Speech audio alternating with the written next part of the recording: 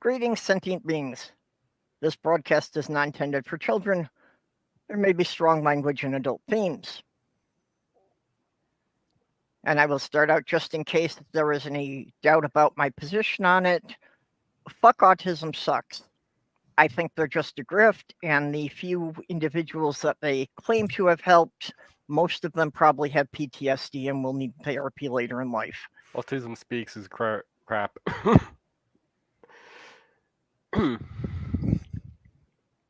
So we have Godless Granny sitting in here with us, and appreciate her having us on her show just before this. You are most welcome. I'm happy to be here and happy to join in. Even though I'm not autistic, I think there's some things I can learn here. And we have the Sinister Porpoise, who is known to most of my audience. I don't know who else we might have coming to watch. Who's off in the distance right now, so... Yep. I am sure that Porpoise was summoned away by Athena for something. Well, animals are in a special interest, so... Yep. And we have David Page, known as the Autistic Page, formerly known as Comprelled Unbeliever. So he's actually been around our community for quite a number of years. Yeah, it's been at least 8, I think. Yeah, and David is currently on in the middle of a project to kill his own brain off. That he has pledged to spend 100 hours refuting Autism Speaks. So he is watching videos all about Autism Speaks and pointing out all the problems with them. Well, if your goal fails at the end, I can recommend Redeemed Zoomer and anything by Ray Comfort.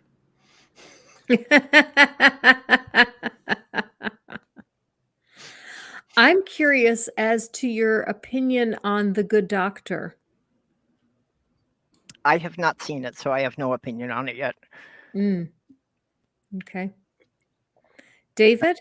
I have no idea. I don't know any. I've seen clips here and there. I guess the fellow's acting is as good as anything, but I can't say that it does or does not. How does that portray a good golfer? That's what I want to know. Yeah. Like, how does that portray an autistic person? It's just like saying, how does it portray a golfer? I mean, it's kind of nonsensical to say, how does this portray an autistic person? It's a spectrum. We're very different. So how does that portray a basketball player? I mean, it just doesn't make any sense. Well, if you have a link to be able to get to give to Earl, that'd be good. I have the link, but I am not connected with Earl on Twitter or Discord, so I don't know how to send the link. So with all that being said, I don't think I'll ever really criticize any character from this or that or anything else, because how the hell should I know? It could be an autistic person. It may not be. I have heard some criticism of the show that it speaks too much to the stereotype, that, having an autistic doctor portrays an autistic person as a savant and plays too much to the stereotype. That's the main criticism I have seen. Well, and unfortunately, I think that since the general population doesn't understand a lot about autism, they kind of have to do that to, not just for the character, but kind of introducing the subject to a wider audience. So I can see that that's both a pro and a con for the community. And what is savantism? Like 1 in 50 million or something? Even among autistic people? Yes, you have a lot of brilliant people, don't get me wrong, but like savantism, I think it like if you were to meet 1 million autistic people, you would not meet a savant, more than likely. So well, I think that's something a lot of people confuse, with the savant, is that, the special interest that an autistic person who has been focused on the same special interest for more than a decade, may seem like a savant in that one area. Right, Well, but to open up on that, I do have something I wrote up for this to kind of get us started. If I can. Okay, do Mage, that. take it. Right. A special interest is an interest and often intense and often narrow focus on a specific topic of interest is to the person who's autistic. You can think of it as an intense hobby. They can be lifelong or phase out for another special interest. In such cases where it phases out, the average duration is 2 years.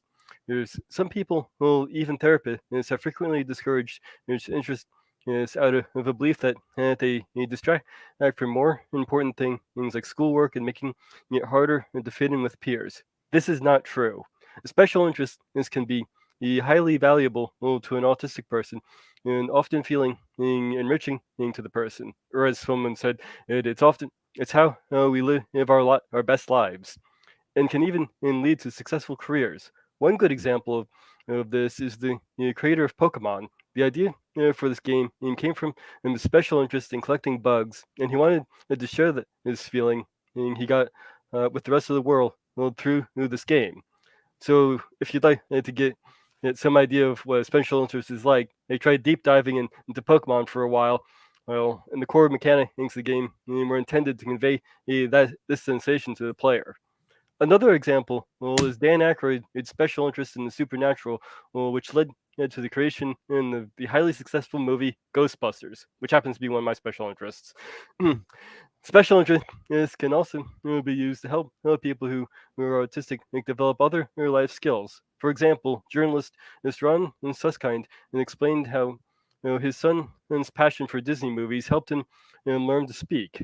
One study from 2007 found allowing autistic children to talk about their interests reduced other autistic traits that were typically seen as deficits, such as an emotional, sensory, or communication skills. A 2014 study of 76 autistic adults reported spending an average of 26 hours per week on their interests. Something an autistic person only has a single special interest, but a study that surveyed 1,992 children found the mean number of special interests held was 9. Television, objects, and music were the most common among these interests. The mean age at which these special interests manifested was around 5 years old. Special interest is not an obsession. Where an interest is desired and relaxing, an obsession is intrusive and marked with anxiety and distress. An interest is embraced, while an obsession is unwanted, and the individual will try to suppress it. Suppression of special interest is often something that is for an autistic person rather than done willingly. Both can be repetitive and applied rigidly. However, this isn't always the case with an interest. An obsession is done to reduce distress, but is not connected realistically to this goal or is clearly excessive. An interest does reduce distress and can even be productive in how it's applied. Both can be time-consuming, but an obsession causes significant distress and impairing important areas of function. An interest can help an autistic person thrive and function better. So where an obsession should be discouraged, a special interest should be encouraged. Yep. Now, if there's anything in your bulletin points that I missed, anything you want the other point out, Dave, you're stickering about? The reason I'm laughing is when you said the special interest develops like at 5 years old. Average. This is a 1974 Weeble Wobble. This is actually it's original. When I was 5 years old, I got one of these. This exact one, actually. Actually, it wasn't this one, but it was this exact model. And here I am. I'm playing with this Weeble Wobble. Yeah. Well, actually, they specified it was 5.24 years is at which the average they tend to manifest. So I kind of may have identified with a little too much. Yeah. Apparently, I started a bit early because one of the stories that my mom still retells is that when I was 4 years old, I gave my grandma an hour lecture on the sex life of snails. Yeah, and the comparison I did with the obsession, I drew from the DSM-5 as to what constitutes an obsession. So Really? I must have started late because I don't recall my main special interest started until my dad brought home a Commodore 16. Yeah, Is it- well, as Mage says, that's an average for different Yeah. people. Will it It- picked up? It may just be it wasn't until that age you hit something that you really fixed on. yeah, it can be earlier, it can be later. So it's Also, Okay. special interests are not necessarily a lifelong thing. You can have a special interest that may endure for a period of time and then move on to something else. yes. And I have had some like that I've been like completely fixed on for just a period of a couple of months. I've But had then some again, I that have others that I've fixed on all my life, like Lego. right. I've had a lot that like. I like history. I like things that there are things that I will come back to. Like I like dairy farms or goat farms and stuff, and I'll come back to that and kind of visit it, and then go back to other subjects. Of course, I always go back to Christianity and early Christianity and history and so forth. But so I think, like you're saying, you can have a special interest, but at one particular time, I think you can say that I say often that it's my special interest and my hyper focus as it's my hyper focus right now. Yeah, I go through Yeah. similar phases with a lot of the stuff I go through, like science fiction, high fantasy, and then we'll kind of like right now I'm kind of into X-Men right now is kind of something I'm really focusing on, and then that'll usually probably transition into Ghostbusters once I go see the new movie. Mm-hmm. Okay, all right. Speaking of which, I wonder how how my friend who got obsessed with Anemona is doing.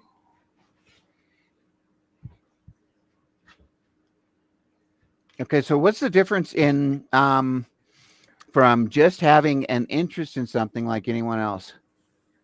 Intensity? Yeah, Pretty Duration? much.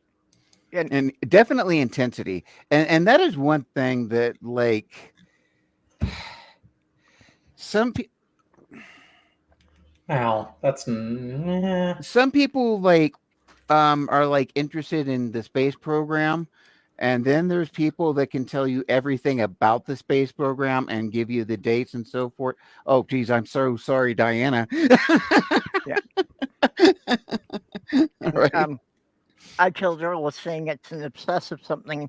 No, as Mage was, saying it's not the same as an obsession. Mhm. But yeah, it is something that when you really get focused in it, and this gets into the hyper focus thing too, that you're just you become very absorbed in it, and Or it at some becomes level, difficult. yeah, it's the ones that it reaches a point that it actually becomes part of your personality. And it becomes difficult to think of anything else. Yes. That's where it becomes kind of hard and kind of inhibiting because say I don't know, my dad used to pour lead soldiers, like 10 soldiers and stuff. So say maybe I'm thinking about that. Well, if I have to go to work, that's not good because my mind may every time I'm distracted, it may want to go back to that one thing. Yeah. And that's also an ADHD-ish trait because they can kind of overlap. There is a lot of overlap that ADHD and autism they're separate conditions, but there's a lot of overlap and they're often comorbid, that there Yeah. are many people who will have both. Yeah, I don't think I have ADHD, but I was diagnosed autistic. So I was diagnosed both. Well, I'm definitely on the autistic spectrum, and I did the testing recently, retesting for ADHD. And my review to review the results got delayed, so I haven't had the results back yet. But I just wanted to welcome Pika Trainer, which David and I just met yesterday, so a new person coming into our community.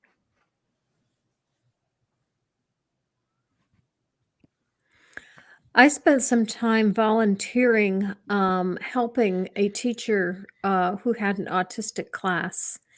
And I found helping out with that class extremely difficult.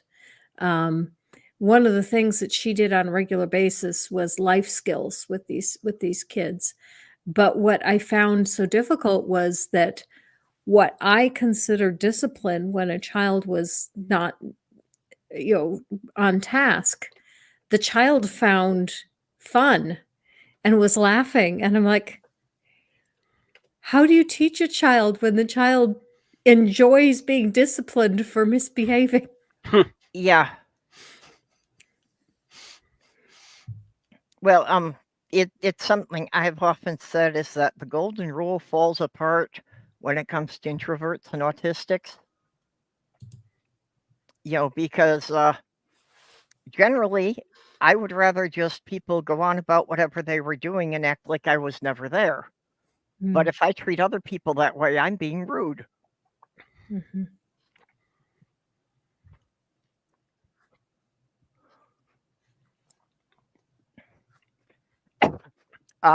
As far as the things of where a special interest can seem like a savant talent, I have a friend of mine who is a perfect example of that. He was also in my adult Lego group, and you could give him a Lego piece, and he will look at it, and by the font of the lettering and the mold markings, he can tell you to within 5 years when the piece was manufactured, and then list all the sets that part appeared in. That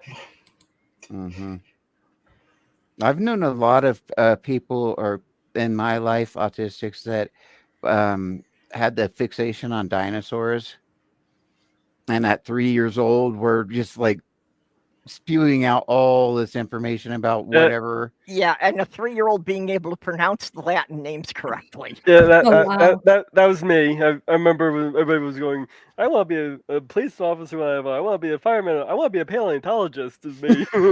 What? Who?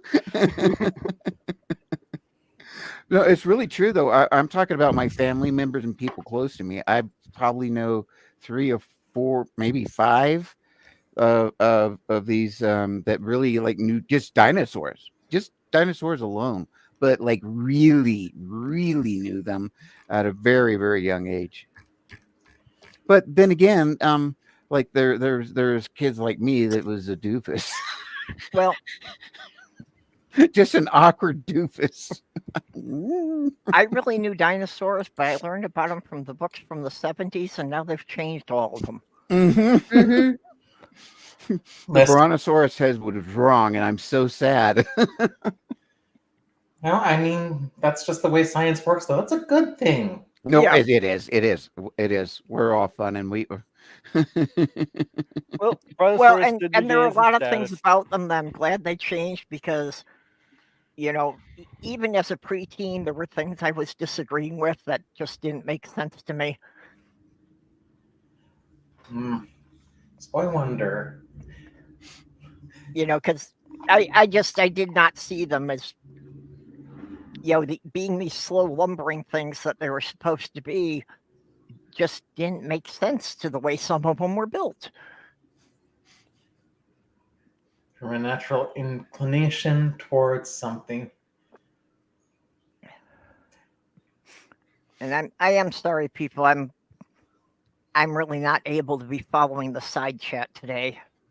I would like to know how many of you guys, and I'm not saying like I'm like some horse whisperer person or anything like this, but I've owned a farm, I actually did petting zoos and so forth with all kinds of animals, from llamas, alpacas. Thank goodness we didn't have the big birds, but we had horses, ponies, all these different things, all your 4-H type animals. And all of these animals kind of pretty much became trained, and we started doing petting zoos and so forth as a family. But the one thing that now that I look back,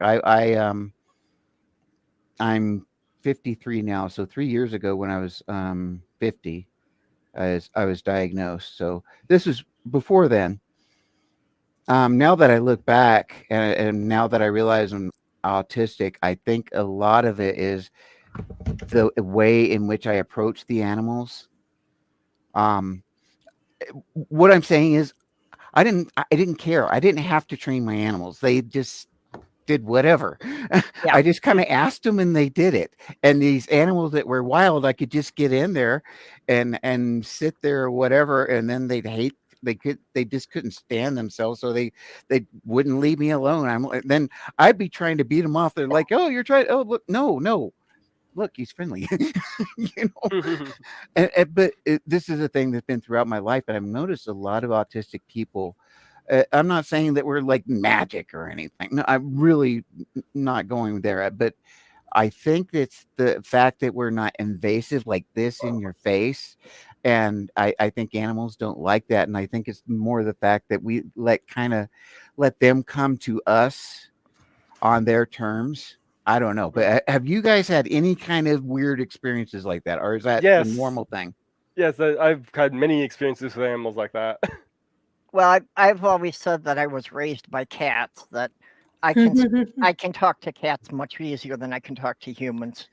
Yeah, well, cats don't talk. Cats don't usually talk back. They're usually ignoring you, unless they want something. No. I actually get cats, replying to me and telling me things. Yeah, Is that right, Athena? Yeah, I often with people's pets and stuff, they'll interact with me, and they'll be all friendly with me, and the people will be sitting there like, "How did you do that?" Come on up, Athena. Yeah. I ignore cats until they decide I'm not evil. I want to respond to this from Tsunami. I could tell anyone anything about the Titanic when I was a kid, but I've never been diagnosed as an adult, as an autistic. Now, this is one thing. You can take any one of these things and stay with the Tsunami as long as you can, and listen to the different subjects that we talk about. If you can really identify with a lot of these different things, then I would get really suspicious. But any one of these things, we're all human, right? So yeah, that could be. But then if we start talking about other things, you're like, wow, that's really, really familiar. That's how I figured out I was autistic, actually hanging out with these people here. Well, yeah, I actually started out my diagnosis with an online autism test. Actually, it was Asperger's at the time. But I went through the test, and it came back, there's an 87% chance that you fall on the spectrum. So, yeah. Then I showed that to my therapist, and got, reviewed by a psychiatrist, and he was like, yeah, it's weird that we didn't see this earlier. I didn't get diagnosed until I was 30. Yeah, it's not just one thing. It's a collection of things, and if you're just ticking off maybe one or two things, it's probably not. But if you're like going, yeah, that's it, yeah, you probably are. Yeah, special interests tend to be like when I said I didn't say obsession and obsession. It's obsessive. Like you focus on it to the exclusion of everything else. Mm-hmm. Like there's when you are in your little zone, like you don't want to talk about anything else. But when you get in your little zone, like I call it my autistic K-hole. Like I lose time all the time. Okay. Well, you get so gets into the hyperfixation. The world falls away. Yeah, this gets into the hyperfixation, which was something I was trying to get to earlier. Oh, yeah. Hyperfixation is a total absorption in a task or project.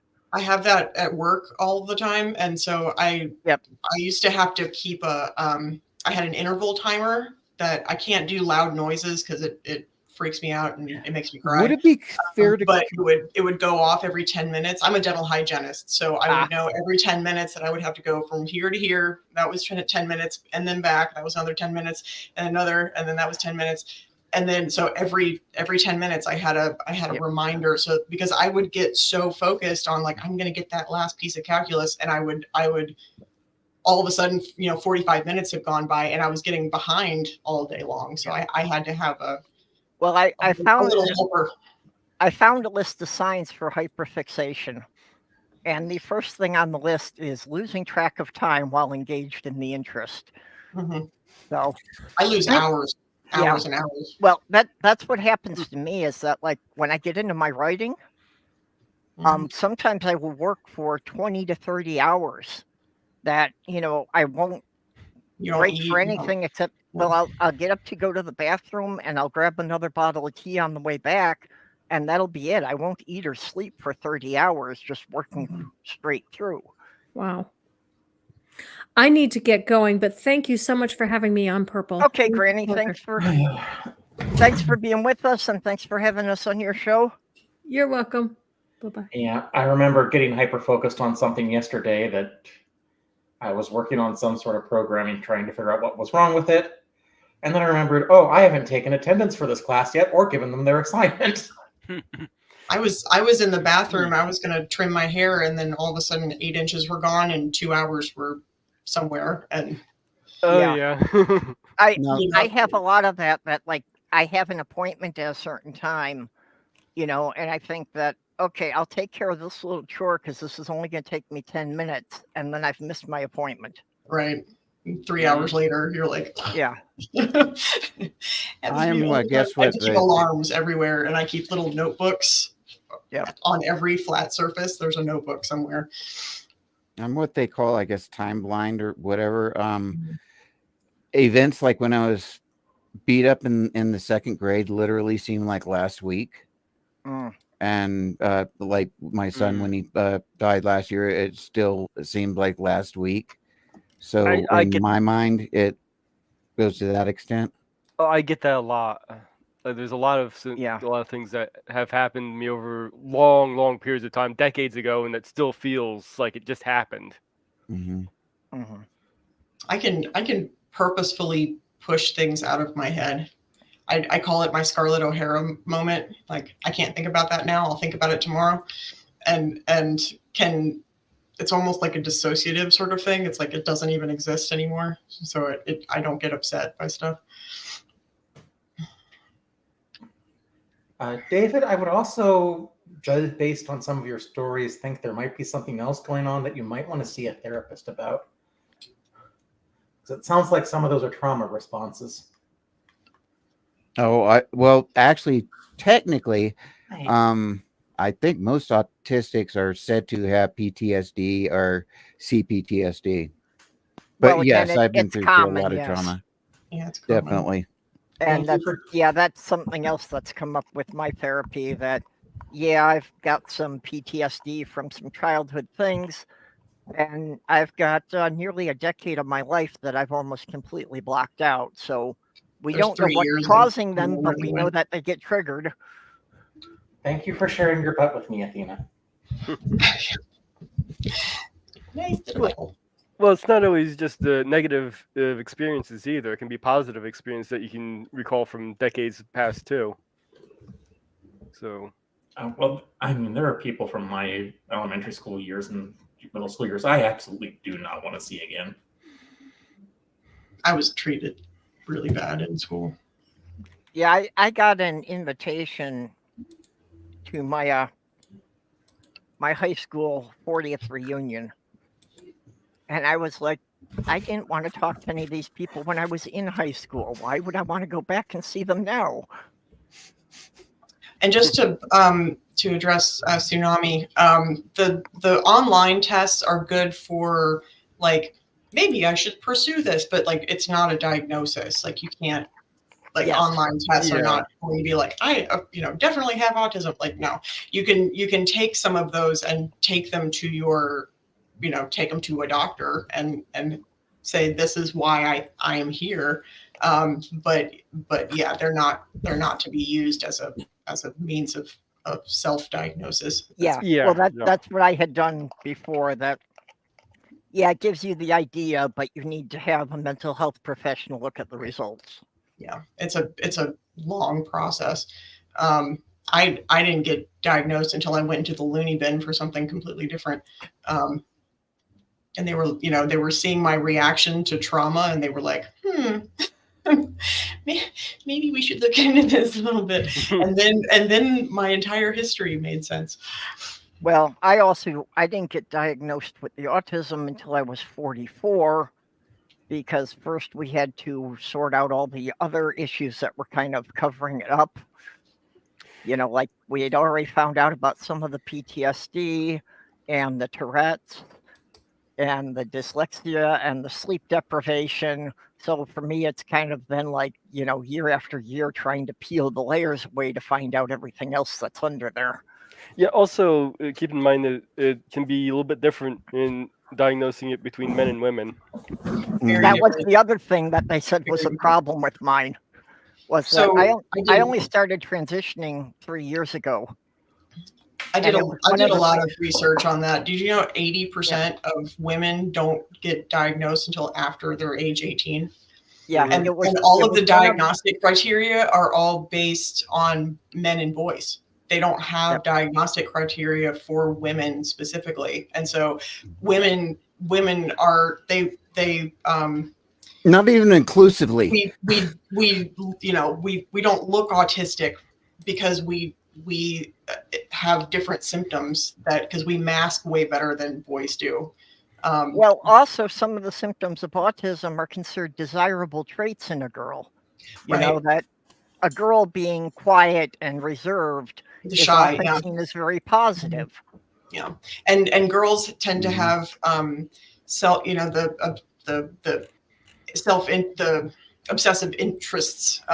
Theirs tend to be girly. So like I was a dancer. I did it 6 days a week. It's all I did. I breathed it, and it didn't seem odd to anybody that they just thought I really liked. Yeah, if a girl's interests are something like cooking or sewing, they consider that again to be positive traits.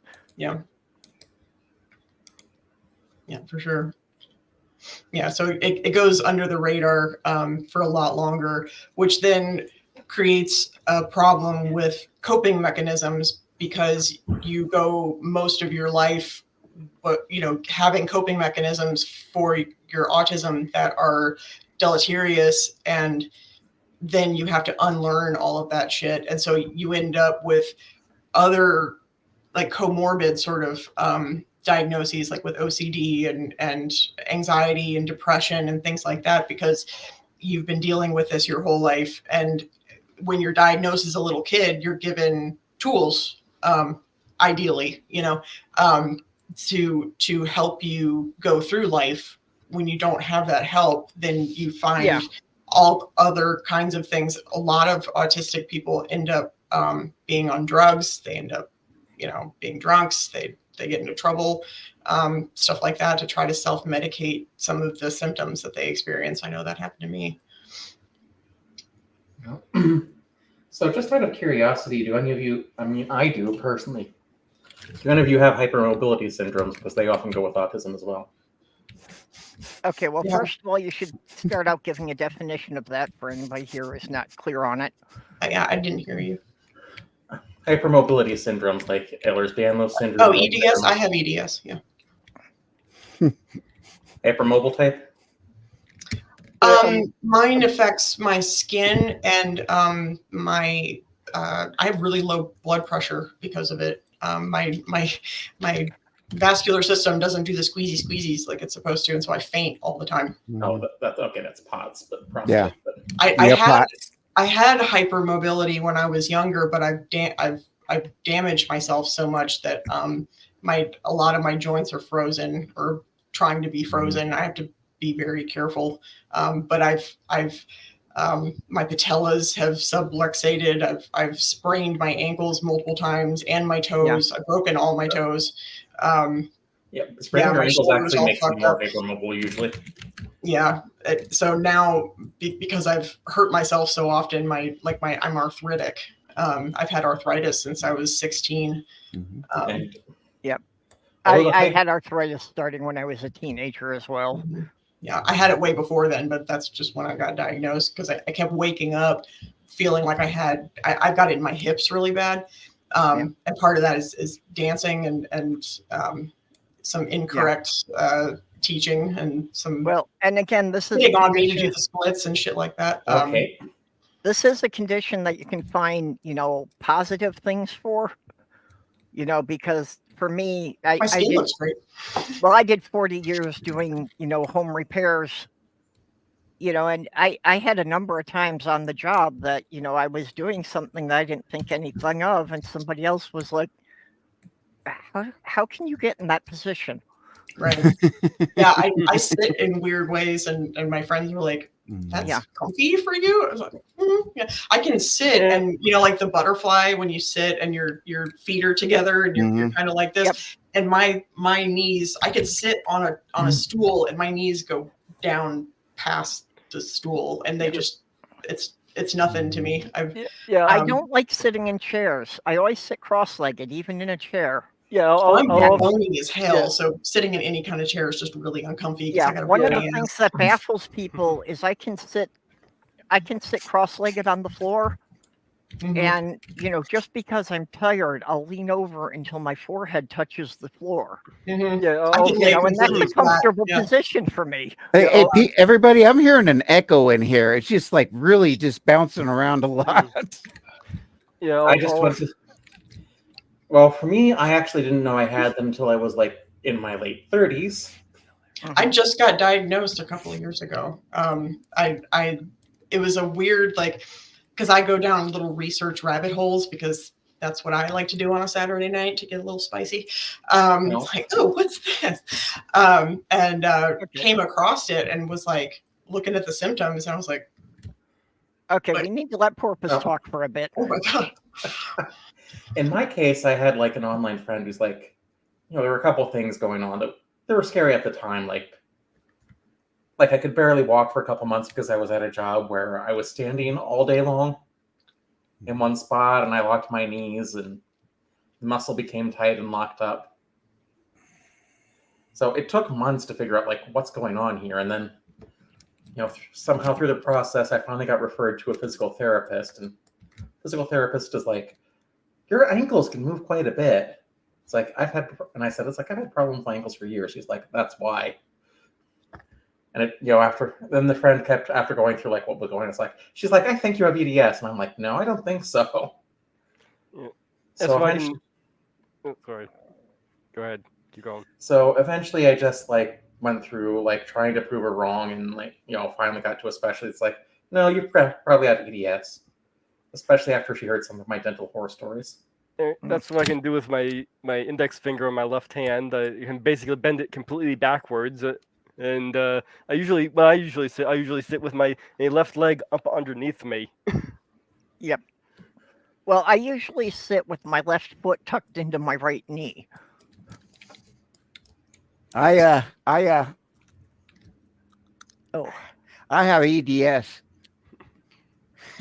I have EDS. Okay. Unfortunately, that's what that's from. Okay, what does EDS do to your teeth? There are different types, and basically because of the collagen, excuse me, the collagen is okay. Our collagen basically is kind of supposed to go together like this, but ours is more stretchy and it's more kind of star shaped. So that's where it gets the stretchiness. Well, our gums are where our teeth are being held in. It just can't hold the teeth. That tissue has a very difficult time holding a lot of people's and and Ehlers-Danlos also kind of has its own spectrum. Like when we say we have the skin type, some are super stretchy and then some aren't as much. Like my family has been kind of like joint mobile and so forth, but my skin is a bit more stretchy than it should be. But So there's a ligament, it's called the PDL, that runs along tooth roots that connect the cementum on the tooth root to the alveolar bone that keeps it into the jaw. So that ligament contains collagen in it and can be stretchy, just like the rest of your ligaments. And that can cause your teeth to easily become, it makes you more, like if you're already susceptible to having periodontal disease, it makes it more likely that you will lose your teeth because of the periodontal disease. It's not actually, it's partly because of the EDS, but it's primarily because of the periodontal disease. And people with the EDS just makes it more likely that you'll lose your teeth instead of. And being autistic also does not help that with us forgetting and so forth. Right, which causes the periodontal disease, which all of a sudden we don't have teeth. Right. And people with the hypermobile type often have crowded palates, so like they'll have to like get. The other thing is that hopefully I just want to jump standard. this in because I'm 53. So hopefully with younger people and with knowing that, oh, this kid does have autism. So yes, throughout their life, my wife still, and this sucks, but did you brush your when I go but with earlier intervention, and this is, I don't want to sound like autism speaks here, but then we can kind of prepare that child so that this doesn't happen. Autism Speaks isn't wrong about everything, but I also want to say with the hypermobile type of EDS, you often have crowded palates. So that's why you have things like I had, where I had a supernumerary impacted premolar, or supernumerary erupted premolar that was right above a supernumerary impacted premolar. In certain ones, I'm missing 6 teeth. So EDS is especially your second molars. I'm missing all my wisdom teeth and 2 of my second molars. And I'm sorry, I'm not gross like that on slides. This is an autistic thing. I thought it was kind of important. No, yeah, I mean, if you're just, I have, usually stuff like that, you can do a checklist. Autism isn't the only condition like that, or like I carry around like a thing of deodorant with me just in case I forget to put it on in the morning. I have rituals, so that kind of stuff doesn't happen, because if it does, then my world falls apart. I take a shower the exact same way every time. I can't not do it. Like, I don't know how to break that. It's kind of like actually for Saturday, I watch Saturday morning cartoons until 12. If I don't do that, my whole week feels off. I'm not good at rituals, so I do keep a personal care kit in my car with, basic things like a hairbrush and such. One of my obsessions is cleanliness. So I have OCD as well. So, and I've had it since like birth. Like I didn't know that was possible. I thought that OCD was something that you sort of picked up, but my mother told me that when I was an infant, that if I got water on me, I screamed until she would just change my clothes, and then I was fine again. It was the only time I cried. It was when I got dirty. My mom said it took me about 10 minutes to get potty trained. Like, as soon as I figured out that went down the toilet, I was like, okay, I'm good. I'm not sure who this is we had coming in there under Duff and Schmertz. Yeah, I don't know who that was either. May I interject what amazing taste that IKilledEarl has in backdrops and tapestries? Just going to say. I made that. I like colors. White walls give me panic attacks, to be really honest. My apartment is covered in art. Did you give the layout to give the link out to someone? I didn't know we were only supposed put to the match link in today. some of the private Twitter groups, so it shouldn't be going out to anyone I don't know. That's why I was hoping the person would tell us who they were. Now, what was that about, Matt?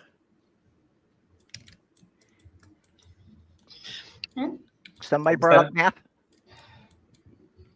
Brought up who? What? I swear someone said I didn't know we would be doing math today. Math. Oh, I thought you were saying Matt. I was like, who's Matt? Sorry.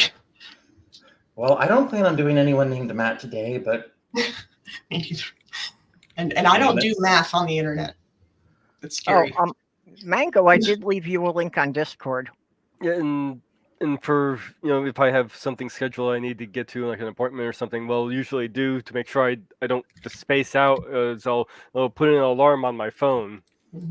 Everything goes in my phone. Otherwise, it doesn't happen. If it's not on my calendar, it's gone. My phone has like 7 alarms set right now for various appointments I have to catch in the next couple of days. Well, I mean, probably the worst thing about having the hypermobile type for me with EDS was all the dental horror stories and the fact that local anesthesia sometimes doesn't work on me. I'm actually not really familiar with EDS, but I lost all my teeth, the last of them about 7-8 years ago, and just all my life I was losing teeth slowly. So I don't know if that had anything to do with it. There are other theories, but that's periodontal really disease. knows. Well, there are other hypermobility syndromes too, like Marfan syndrome.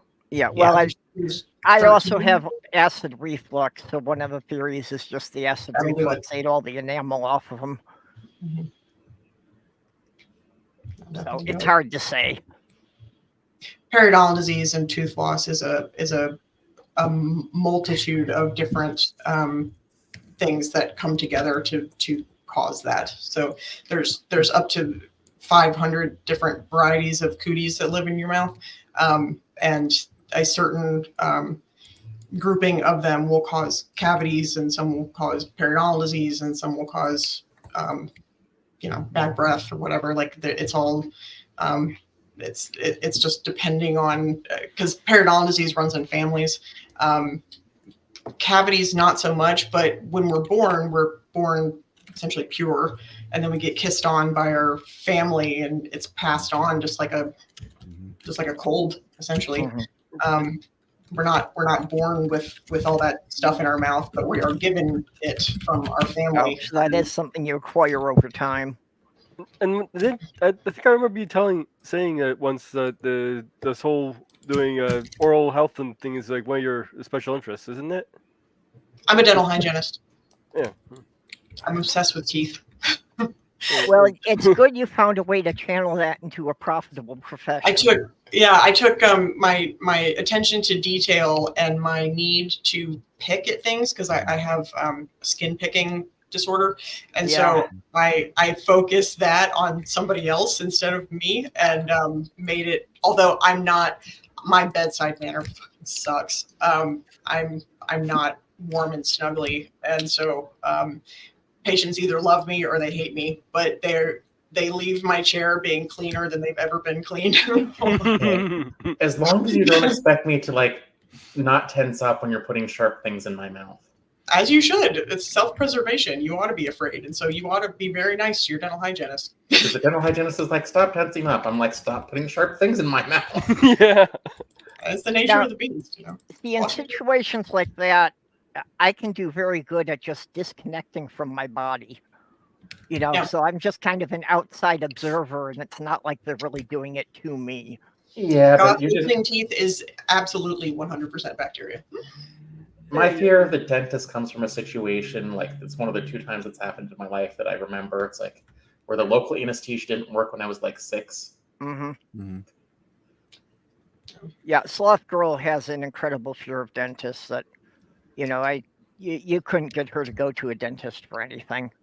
Well, our profession has not been kind to people over the last century. Yeah, we're way different now than we ever have been before. Yeah. Dental hygiene as a profession is pretty damn new. And the days of ripping people's teeth out without any, anesthetic are long gone. So yeah, well, that's Sloth and I both went through that in the early 70s. That they didn't give any kind of anesthesia or anything like that. You're just now we still happily give you all kinds of things to make it more comfy for you. So it's not nearly as terrifying as it used to be. But if you floss your teeth, it's way easier just in general. I think you're missing what I said. He did use Novocaine. Yeah, no, you were saying it wore off on you too fast. It didn't work. Oh. at all. Novocaine was notorious for not being very effective. They don't use Novocaine anymore. They haven't used it for 50 years. I did not know that. Really? And I had it happen when I had to get an MRA done on my wrist a couple years ago. Yeah, We used it in the they 80s use and lidocaine, 90s in the Novocaine. military for whatever reason. Okay, because well, it was I cheap. think a lot of people still call it Novocaine, but it's a different. They drug haven't now. used Novocaine in decades and decades and decades. Yeah. Yeah. The lidocaine didn't work when they injected it into my. I had to inject the Lidocaine MRA is into the my next iteration, and that's getting phased out too. Because That's probably what I was thinking of, is the lidocaine, not the Novocaine. Yeah. The lidocaine. lidocaine. It just doesn't happen that often. Yeah, it is much easier to get the cat in the car to go to the vet than it is to get Sloth Girl to go to a dentist. Yeah, I actually haven't been to a dentist in a long time, because last time I went there, the guy drilled a few cavities without giving me anything. Well, I understand that, but trust me, regularly going to the dentist makes those trips a lot easier. Yep. Yeah, Floss your teeth. Go every 6 months. Your whole experience will be so much easier and be fast and painless if you keep up with it. Otherwise, you have to go in and then it's a big production. You got to get deep cleanings. You got to get needles. You got to get all kinds of shit that you can completely avoid if you just sort of suck it up and just get her done. You've got 32 little body parts in there. They're not disposable. They're not meant. You're not supposed to get 3 sets of teeth. You get. I did 2. And certain teeth. Dentures are not inevitable. You can avoid that whole thing if you. And the whole supernumerary teeth were kind of weird. I found out too late that dentures aren't for everyone. After they pulled my last 4 teeth, they tried to give me dentures and could never get them to sit right. Until an oral surgeon told me that there isn't enough bone left in my lower jaw. They're never going to sit right. Lower ones, because your lower jaw is moving all the time, they're very difficult to sit. The only thing that you can do is to get an implant seated denture. Right. Well, that's what I need, but unfortunately, my insurance considers that to be optional surgery or elective surgery. So insurance will pay for the dentures, but they won't pay for the permanent fix. So they'll pay for glasses, but they won't pay for LASIK. Yeah, they'll pay for me to have a new pair of dentures made, but they won't pay for them to implant the posts so that the dentures will actually stay put. Yeah, and that I was quoted $18,000, and there's no way I have that kind of money. I had a tooth that they literally had to shatter to get it out of my jaw. That's pretty common. And the insurance company was like, "It's only 1 tooth. We're not paying for sedation dentistry." Oh, I could not convince them this was. First of all, this is not a normal surgery. Yeah. It's not a normal tooth extraction. I didn't have a cavity at all. I did not have a cavity at all, but it was exactly like she said, it was periodontal disease from being autistic and not taking care of my teeth like I wanted, and definitely from the Ehlers-Danlos. And the way I know that is because I've eventually just told the dentist, I was like, just don't even bother. Don't bother sewing me up. Don't sew me up. They'll fall out.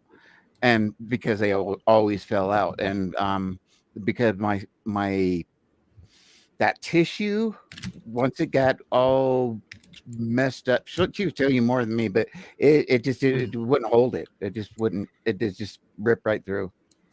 So coming back on topic here. Yeah, I was gonna say, I thought we went off on a tangent with the teeth. That's okay. So go ahead, Marcus. Did you have something to say? Well, I was just trying to point out, it's like there is a higher percentage of hypermobility syndrome than autistic people. Mm-hmm. Yeah. That's why I brought it up. Yeah, and that's something that I'm still learning about, that how many other conditions, are often going along with the autism, and, that several of these other things I've just always known were weird about myself, that could actually be part of the package. Well, a big one I found out about was that 85% of the people on the autistic spectrum have some type of sleep disorder. So, yeah, that probably goes a long way to explaining why I never sleep more than 2 hours at a time. Well, you have cats though too. No, but my cats are good about that. Sammy's son, the only time he has ever woken me up in like the 8 years I've had him, the only time he's ever woken me up is when I was having a nightmare. Because, if I was making noise while I was asleep, he'll keep pawing at my chin until I start talking to him. Otherwise, he just curls up against my knees and doesn't say anything. I think Athena only wakes me up if I forgot to feed her the night before. I have narcolepsy. Yeah. It's called hypnagogic hallucinations and RLS. I think a lot of us have, or at least more than average, have RLS too. Well, and one of the things you were talking about before was it affecting your memory. And I have some of that to a lesser degree too. That I sometimes have trouble sorting out, what were dreams and what were memories of the previous couple of days. I have lucid dreams. I've had very vivid dreams, not necessarily lucid. Yeah, I have had hyper-realistic nightmares. I think a lot of people that talk about lucid dreams may see your doctor, but may have hypnagogic hallucinations, because it's for me, it's just for me here. I start to go to sleep, I dream, and then after a while I fall asleep. So literally I am dreaming before I am unconscious. So when I wake up, what happens is those become memories of things that actually happened to me. So sometimes if they're like, I went and had a coffee with a friend, I may never ever know that did not happen. But usually it's there's something weird that happens or whatever. You're like, okay, nope, that didn't happen. So that's kind of how and sometimes I will have to go to my family and ask if something did or did not happen. Yeah. Well, and I actually do that rather a lot. That, like, when I'm upstairs with Soft Girl, I'm asking, did we go to such and such place last weekend? And she just looks at me like, what? Every time.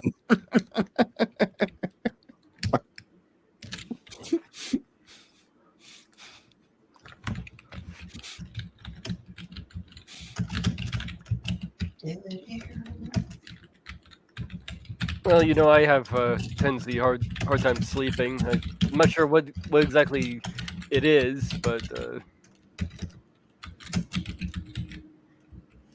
I used to, but it was because of something completely different, not autism. Yeah, I've had that with nightmares. I have bipolar disorder, so I go through phases of mania and not sleep for 4 days. Though the last nightmare I had didn't much appreciate it, because I ended up taking a scythe and shoving up the demon's ass, pointy end first. So. Yeah, I haven't quite got the lucid dreaming yet, but I did rather recently have an experience with that. That while I was having a nightmare, I at least managed to confine it to the rules of one particular science fiction universe. So if it tried to do something that didn't fit in that universe, I just kind of looked up and said, no, I'm not taking that seriously, and then it went on again. Which science fiction universe? I couldn't get it down to reality, but pretty much I was getting it to operate within Stargate. Yeah, my dreams tend to be usually full narratives with a like a beginning, middle, and end, like I'm going through an entire story. Yeah. Mm-hmm. Yeah, but I was confining it to being in Stargate, so when the Loch Ness Monster popped up, I just said that doesn't belong here and walked on by it. Mm-hmm. So I'm hoping that this is a skill I can refine and try to at least keep them reined in.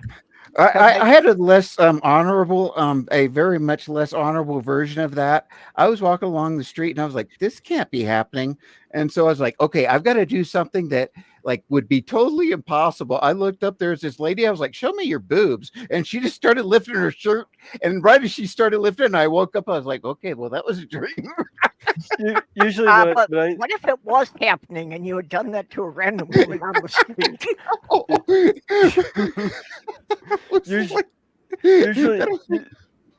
usually what I do is if if I think it might be a dream, I'll actually jump in the air and see if I can float or try and fly. I don't. Nah, I wish I I could do tried to that. think of something I would never do. Because sometimes I have dreams that were just so vivid, I think they happen, and then I wake up, it's like, oh, I was dreaming. Well, one of the weird things I have in my dreams is when I'm dreaming, I can run faster on all fours than I can standing up. Maybe you're secretly a cat. Yeah, well, again, I think I was raised by cats, so yeah, that's, and I can see it's really the cat posture, the way the back flexes and everything. I always have a limit to how fast I can run. Like I want to go faster, but I can't. In my dream, I can never get. So like there's something chasing me, but it's almost like slow motion. But like I want to go faster, but like I just can't. Well, I think that's why I go to the cat thing, because in real life I can't run for shit.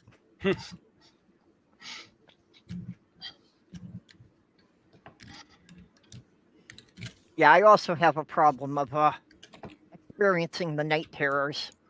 They've become less frequent, but they still happen. I quit having them when I was probably about 17. Yeah, I used to have a couple of recurring ones that I would have all the time, but yeah, they stop for some reason. Yeah, well, even while it's happening, I can analyze it logically while it's happening, but that still doesn't take the panic away because I can't breathe. I miss having really weird dreams sometimes. My dreams have gotten much more mundane as I've gotten older. Mm-hmm. I know, it was weird.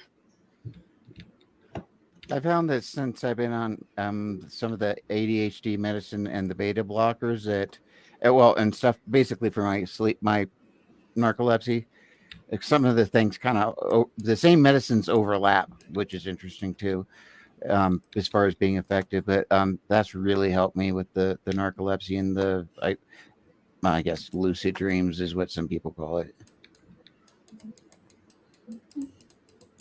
Did you guys have any speech problems when you were a kid? I only really had speech problems when I was trying to go too fast or when I got nervous.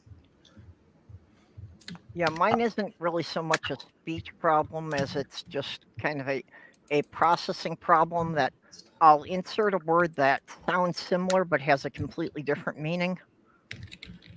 No, you never reach for something in your brain and go something near.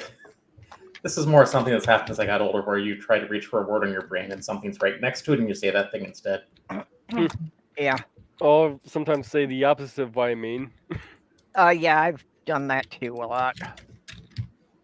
I stutter, and my son, he did not talk until, what was he, 6 or 7? He was a year late going to school because he had epilepsy. We both had childhood epilepsy too, but he grew out of that by 12. But anyway, he just didn't talk. And so I used to joke about him. I had no idea that he was autistic or anything. But I was just like, well, he needs his own time. And so finally, right before he went to school, I was like, okay, you got to stop using a diaper. I mean, he was older, like 5 or so, or 6 or whatever, 7. I don't know. No, he couldn't have been 7. He wouldn't have been 7, but he was like 5 or so. He was older, way older than he should have been. And I was like, look, if you're going to be the only kid, and I'm just going to go to school without in a diaper. And he just was like, okay. And he made his mind then. But I didn't really push or making. I was whatever, dude. And then I actually did have to teach him to speak. There were just sounds that he could not make, so I started doing games like my name's David, Dave, and just go all the way through the word like that until we got it. And it was a little frustrating for him, but we got through it, and he got to where he could speak fine. Yeah, I deal with stuttering as well, even today. Yeah, I had a really severe stutter as a kid. I had to go to speech therapy for years. Yeah, all through school I was in speech therapy. When I was doing live streaming, you would see bits of it just because I'm nervous. Mm-hmm. And when I'm nervous, I will. Damn it! I will do as soon as you say it starts. Like yeah. I almost feel like an asshole bringing it up because I as soon as it happens, then I fuck right. As soon as your brain is like, oh wait, that was a thing that we had a long time ago, and now we want to just let it out again. Yeah. So that's exactly how it happens. And when it happened to you, I recognize it. But what's really funny is I'm able to kind of and make it look like I'm in deep thought or something, and that's how I covered it up. Yeah. Right. I learned to kind of make it part of my speech pattern to just sort of have these like pregnant pauses or something. But I always found it to be very rude that the word stutter is impossible to say when you have a stutter, and the word lisp is impossible to say when you have a lisp, and that whoever invented those words needs to be drug out in the street and shot. Yeah. I feel that way about the same person who invented the programming language. So this is the bad thing. I did not know I stuttered at all, and I'm in a maximum security prison, and all the doors open, and I said, "Get on the ground." Stuttering is so frustrating. I had no idea. You can think what you want to say, but you cannot get it out. There's a block there, and you want to say something so badly, and it just keeps coming out like the funny thing on the same syllable over and over again. I had no idea that I was doing it until my coworkers started giving me hell about it, and then I started realizing, oh damn! And I went home to my wife. I was like, "Do I stutter?" She's like, "Yeah, you stutter." I was like, "Why didn't you tell me?" No. I can't smoke weed because if my stutter comes back like at full force, it's not even just like these little hiccups that I constantly have. It's full force, cannot speak. Like it just it's stuck. And I get so self-conscious about it that it's like no. Yeah. IKilledEarl, I should have asked this when you came in. You know, what should we call you? Is it okay people call you Earl, or what do you want? Yeah, call me Earl. That's fine. Okay. Yeah. Okay. I will need you to send me your links so that I can add them to the description of this afterward. Oh yeah, sure. Yeah, no problem. You're not on the registered shill list yet. I saw Joe tag me when you put your thing in the Discord server, and I was like, yeah, you should go do the thing, and then of course I got distracted doing something, and then all of a sudden it was like a quarter till, and I was like, oh shit, I'm gonna miss it. Yeah, well, I've seen you in streams, but we've never actually talked directly before. Yeah. Well, I'm all over the place. Going back to the special interest thing, going back some of mine, obviously the gardening is a special interest of mine, and getting into the stuttering thing. I was thinking about doing a video where I don't edit it at the stutters, just so you can see what all the flubs. But another one of the interests I have is actually in evolution. I like to look into evolution quite a bit. Yeah. I definitely have a science kink. Really, I like biology. I think biology is interesting, but I don't consider it one of my special interests. Yeah, that's the same here. It's one of my hobbies, but you know, it's not something I'm that highly focused on. I do like looking at evolution just to, you know, the kind of connect the dots thing of, you know, seeing the progression of how this eventually wound up into something like this. Yeah, I like the little trivia bits of it, like finding out that the Asian elephant is actually more closely related to a woolly mammoth than it was to an African elephant. Yeah, when I wanted to do research for a video or something, you know, it was like I spent like the entire day just going over videos on collecting information. Yep. To me, just research in general is something that I same here. Hyper fixate on. It doesn't really. I mean, it'll be under certain topics or whatnot, but it's the research itself that just like just finding new information that I didn't know that I find that's fun. That's how I survived school. That, you know, I didn't understand the instructions most of the time. So even though I tried, they thought I was never paying attention. But, you know, if they said the term paper was half your grade, I'm like, okay, I've got this class. Yeah. Yeah, I had one teacher. I had one teacher call me a walking encyclopedia. I was known as the walking thesaurus.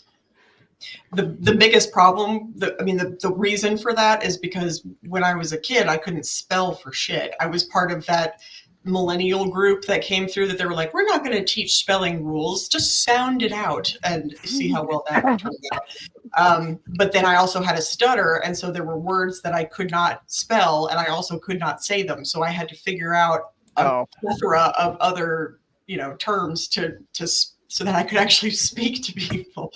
And yeah, so synonyms became an obsession of mine. I love learning new words. I do that in that pause. Sometimes I will, if I get to the word that I can't say, then I'll have to replace it and restructure the sentence so I can start all the time. Restart the sentence with that other word. And that's where that little pause comes in. And alliteration is another thing that I'm kind of obsessed with. It's my love language. Yeah. And the funny thing is that I did that all those years and didn't realize it until somebody said something. So I have to wonder if that one person that ticked me off became a special interest for 2 years. Could be. Possibly. Yeah. Yeah, and sometimes it is kind of a questionable line between the special interest and an obsession and something. You know, sometimes it's a little harder to sort that out. Yeah, well, a special interest can be anything, so... Yeah, and it doesn't have to be one thing. I mean, I've got several that... Yeah, that yeah. I like can, yeah, like I said in that in the thing I read up on, and the mean in special interest is held is 9 per person. So, and women tend to have more than men do. Yeah, well, and like Mage had mentioned earlier about pets could be a special interest, and that's when I was in New York and living alone, that I was narrating like a wildlife documentary about how I redomesticated 3 cats from the feral colony on Facebook. I am feral.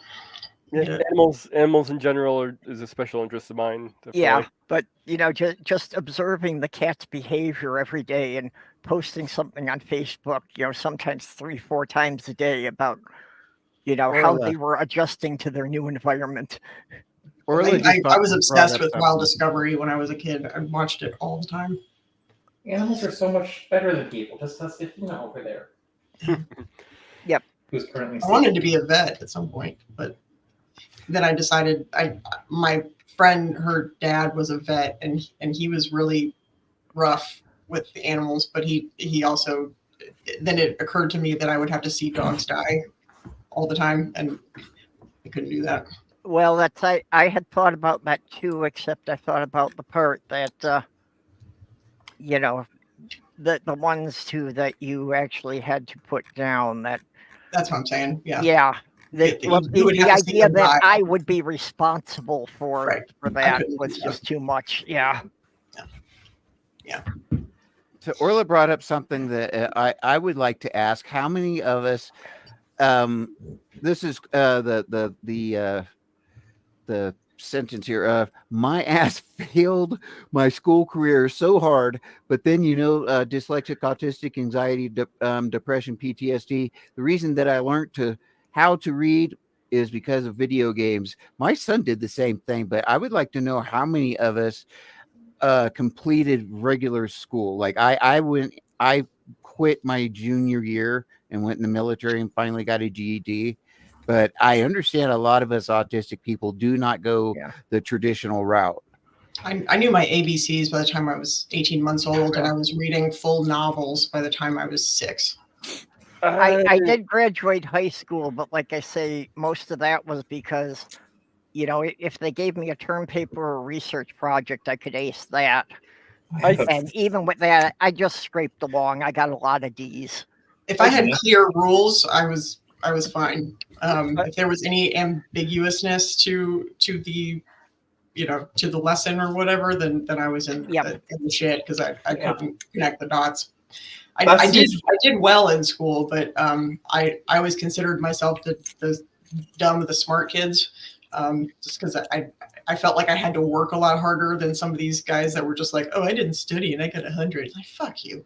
Oh, they're lying most of the time. I actually sort of graduated. I actually had missing credits on a few things, so they actually had to give me a different type of degree, graduating degree. So I didn't really get much out of Something it I've anyway. had a lot of problems with, you know, with it happened a lot with teachers and continued to happen with work supervisors, is that some people just get aggressive with you when you ask them to clarify their instructions. My mom had to go to my teachers and explain my thinking face multiple times during my schooling years, because I look like this and I have resting bitch face and I have a terminal case that I've had since birth, and they would think that I was angry when I was just sitting there going, I just don't get it. You know, there's nothing like malicious going on in my head. I just honestly was trying to figure out what the deal was, and they thought that I was being a bitch. And so, you know, like first of the year, my mom would have to go, Earl, thinking face.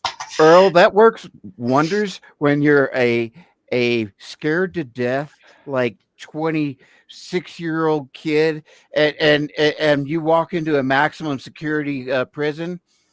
When you got the game and the game voice. You want to ask me how many times I've been fired? Yeah. And when you are just like this, it's a terminal condition. Hey, I would scare the hell out of them. I'm surprised my current job has lasted as long as it has. I work for myself now. I do fill-in work. So an office needs a dental hygienist, and they put it in an app, and I go like Superman and save the day, because it's the only way that I can stay employed. But, yeah, most of my life I had to be self-employed because, you know, out of school I tried to do the regular job thing, and I could never keep a job more than 3 months. Mm-hmm. Yeah, my education. Never had a job more than a year in my whole life. My education in school is more of a. I feel like I was actually learned more from being self-taught or learning from my dad rather than what I got from school. Okay, I just want to, just because I'm apparently the exception here, autistic people can also go the other way and also do really well in school. I did really well in school. I did really well. Yeah, I usually got A's. I was socially okay, and I'm the only one that has a college degree right now. I find that hard to believe. No, I have a college degree. Okay, I didn't think I was. What I'm saying is, I have a college degree. Traditional schools, I have a license. We don't usually tend to go that route now. It definitely is not the like normal route to schooling, and there is a lot of dropping out. And then later on, if we go to school, then we can do pretty good. But most of us don't ever get to get that chance, unfortunately, ever. Staying employed is very hard for a lot of autistic people because we don't. We have a hard time with people interactions and things that, you know, like HR is always on our ass because things get misinterpreted or what have you. I just don't put up with people's shit. And so my mouth gets me in trouble. That, and I just don't care. Like, you know, fuck your feelings. I do not care. Just let me get my job done. I don't give a shit. Like in science class, I could not keep up in the class, but once they gave me the test and I sat there and did the test, and you know, I usually do it later on with nobody else around. 100%. Yep. Yeah. Every time. I did the same thing too. That if I was falling behind in a class, but if they gave me makeup work that I was seeing there after school and I was the only one in the room, I'd ace it. So then they'd always complain, well, why can't you do this in class? All the time. Yeah, I had testing anxiety, but I, you know. And then they would accuse you of acting up or holding back or basically being a jerk on purpose because I know what you can do. Well, I've seen it. Again, for me, this was in the early 70s. And all of the schools had the old style fluorescent lights with the magnetic ballast that had that constant hum. Oh, that hum. everyone else said they couldn't hear it, but I was constantly hearing that. It was a constant distraction. And the flash. Yeah. No matter what. Well, I didn't even think about it, but it's like most of the time when I was the only one there, they'd already turned the lights off. Now, the lack of social skills is an interesting thing with autism, though, because autistic people get along well with other autistic people generally. Yep.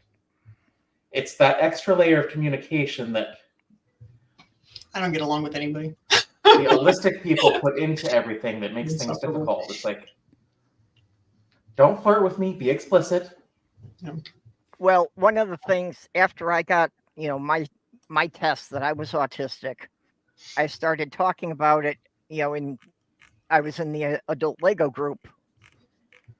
And after I started talking about it, within 6 months, 7 of the 9 people in that group got the diagnosis.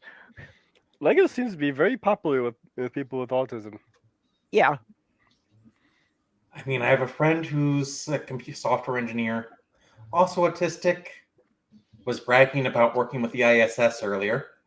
I told her quit bragging. She's like, I'm not bragging.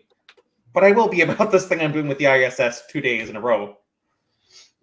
I had panic attacks, multiple panic attacks. I thought that everybody got panic attacks. I was in 3rd grade, and we were doing sort of a health thing, and they were going through this list of symptoms, and they were like, if you experience these things, you need to go talk to an adult. And I was like,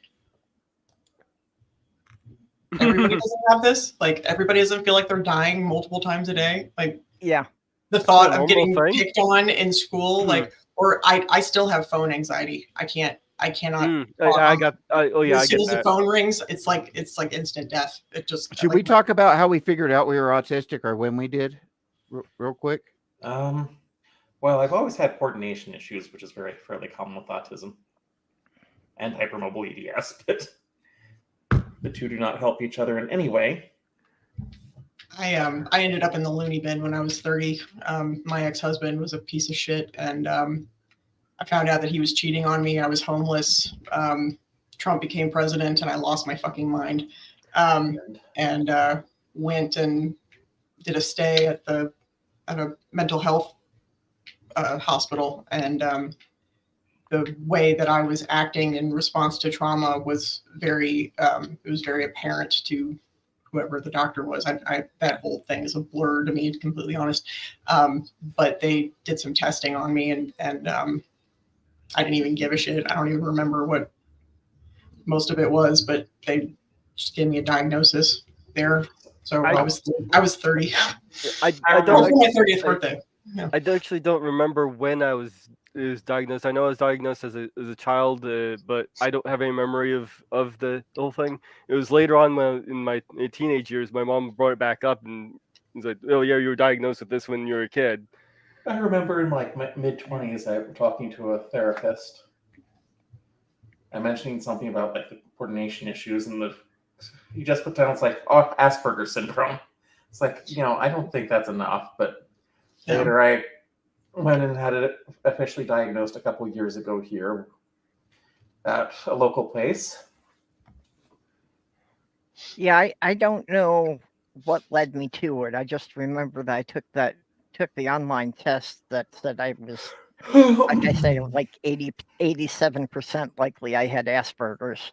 Wow. It never occurred to me that I was autistic my whole life. I never looked into it. Never was like that. It never crossed my brain that honestly, until I took I thought that was for people that like didn't speak or something. Like, it never occurred to me that I was autistic. I really didn't even know what autism was. I just didn't have any words for it at all. Well, I saw like Rain Man, that was autism in my head, was Rain Man. And so and my little brother has it too. And I'm like 99% sure that my dad does. And so I saw them and their weirdness but neither one of them have tested for it. Well, in retrospect, I'm convinced that my father had it, but no one in my family will even discuss the issue. But it's like, okay, if it's hereditary and I have it, it had to come from somewhere. I'm pretty sure my dad does too, but he also has a traumatic brain injury. when he was really young. Well, yeah, my dad also had PTSD from being in World War II. So yeah, this wasn't PTSD. Yeah, movies in general usually do a terrible job of representing what autism is. Yeah. He fell down the steps when he was like 2 or something, and apparently he had like seizures until he was like 20. Actually, having a certain type of seizures until you're like 20 isn't all that uncommon, but for most people, it's just the type where you just space out. Orla was talking about autistic people generally tend to be more altruistic and empathetic, or they test really high on the sociopath. That's me. Yeah. I just don't care. Yeah. I don't even think that's true. I think empathy is just expressed differently. Yeah. I mean, I care. I just I don't understand people getting upset about certain things. You know, like my best friend, she cries all the time, and it makes me really uncomfy because I don't know why. Like, I don't understand why she's crying. I tend to test high on that empathy thing. I generally just ask, do you want me to fix it? Because I'm a fixer. Like, you tell me a problem, yes. I want to get shit done. Like, I don't want to talk about it. I want to find solutions. I want to get it done. And so generally that doesn't go very well when people are like pouring their heart out and see. So I generally ask, do you want me to fix it? Do you just want an ear, or do you want a hug? And that has gotten me out of many fights. You know, the way I've explained it is like when your dog dies, you know, you're calling friends about it, and you're really upset. So call a couple of your friends who will come and comfort you, and I will come and I will wrap up the body and take care of it, and I will feel good about that because I have something useful I can do. Because otherwise I would sit there feeling so helpless that I would just probably shut down. Yeah, usually with people with autism or people who are autistic, trying to find ways of doing something is how we show the empathy. Right. Trying to find a way of fixing it is how we show the empathy. Right. Yeah. Exactly. I want to help you fix this. That's how I show my love for you. That was a major problem in all my relationships before I was diagnosed with it. Because when somebody was telling me they were upset, I was always trying to fix the problem. And half the time, they didn't even want the problem fixed. That's the problem, is that a lot of people do not want the problem fixed, and I want to fix it. So that's why I have to ask, like, do you want me to fix it, or do you want to hug? Because otherwise, I'm all in. That's what I've had to do with Sloth Girl, because that's always been my thing, was up until that point, it was like, if you didn't want me to fix the problem, why are you telling me? Why are you telling me? Me and my son. My circle of friends knows that if they want something done, then I'm the one that they talk to. If they want somebody to just be nice, then I'm not the one that they talk to. Let me come back to a point. Trying to get in here. Yeah. I want to make for a second that I know all the trans women can identify with. After changing my operating system to run estrogen, I cry a lot more than I used to. Yeah, that's actually something that I was just bringing up to my therapist recently, that it's still hard to get an emotional reaction out of me, but when it happens, it feels just far more intense. Like, I actually cried seeing Rocket's story in the latest Guardians of the Galaxy. And Maya's absolutely right. It's because I had to learn that. That people just want to tell their story. They just want to be heard and not have me try to work everything out and make the world all right for everybody. I had to learn just to sit there and listen to them speak and try to be there for them instead of be the fixer for them. Sloth Girl has finally learned that when something like that happens, I have to just right out ask her, okay, is there a problem you need me to fix, or do you just want me to listen? And it's like, most people are going to be insulted even if you try to do that. It's only because we've known each other our entire lives that I've gotten to that point with her. Yeah, and Aunt Jer just summed up what I just said. Do you want me to fix it? Do you want me to listen? Do you want a hug? I tried. Not to make this too dark, but me and my son had alexithymia, and we experienced emotions much the same. Most times I don't have any emotions at all. It doesn't mean that I don't care. And I think neurotypicals conflate the two because they always experience emotions with everything that they experience. So they think if you didn't have any emotions, you're not experiencing life, or you don't care. And I think that's a big mistake. The problem is when I do, I've always said that there's no difference between if a pen you drop a pencil and you're a close family member dying. Mm-hmm. And my son did die. He committed suicide in October. And I still will tell you the same thing. With alexithymia, you may know what's going on, but the autism does not give a crap. It does not care. Your emotions do not care, and it wants to take over. And that's when it can get very dangerous for us if we let it. But when I do feel emotions, they're way too much. That's all I can say. Yeah, my emotional state is also very volatile. So I usually describe it as being like a Vulcan. Is how I feel. Mm-hmm. I was going to just mention that, the Vulcan. Yeah, go ahead. When I was growing up, everybody, was comparing me to Spock.